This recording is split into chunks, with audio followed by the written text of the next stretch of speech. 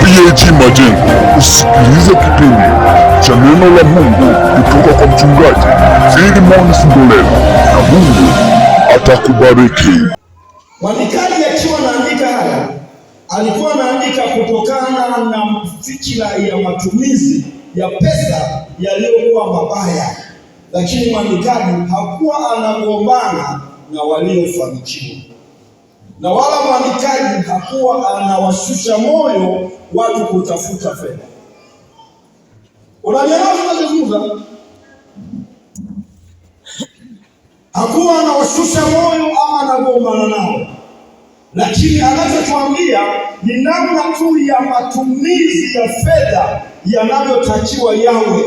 Na ndio maana nasema kwenye kutumia fedha zao wasiwe na kiburi, wasidharau watu wengine, washirikiane na wengine, waonyeshe moyo wa kunyenyekea.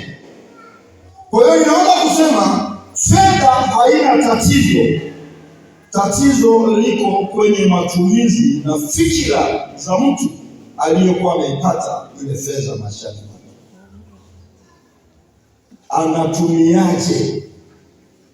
Amepokeaje? Amepokea ndio kiburi cha kudharau wengine au namna gani? Halo? Tuko pamoja?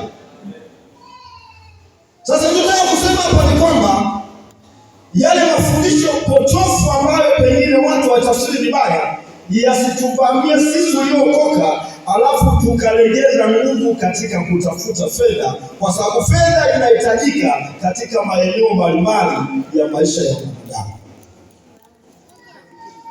Amen. Sasa nawaonya matajiri wafanye mazuri. Ukiwa na fedha kwa unafanya mazuri, Yesu anatukuzwa mbinguni. Amen.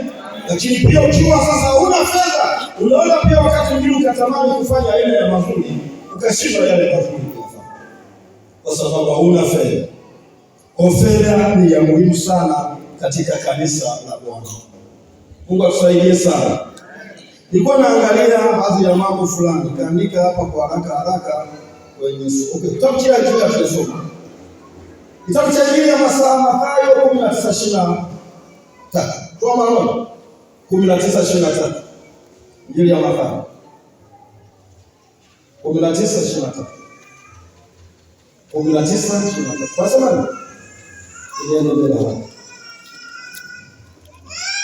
19:23. Yesu akawaambia wanafunzi wake, amini nawaambia ya kwamba itakuwa shida tajiri kuingia katika ufalme wa mbinguni. Itakuwa shida tajiri kuingia katika ufalme wa Mungu. Itakuwa shida tajiri kuingia katika ufalme wa Mungu. Sasa mtu anachukua anasema, Biblia imesema matajiri hawataingia ufalme wa, wenye mafanikio hawataingia ufalme wa. Angalia kule juu, content yote inazungumzia kitu gani? Ili wewe kuelewa maandiko vizuri, unatakiwa ule juu uanze kusoma ile content ya juu, yani mistari ya juu ile, usome upitize pale, uende mpaka chini yake ndio upate maana. Hapo kulikuwa na mjadala kati ya Yesu na hao, na huyo mtu mmoja akimwelekeza mambo ya kufanya. Lakini ni short. Haleluya. Amen. Haleluya.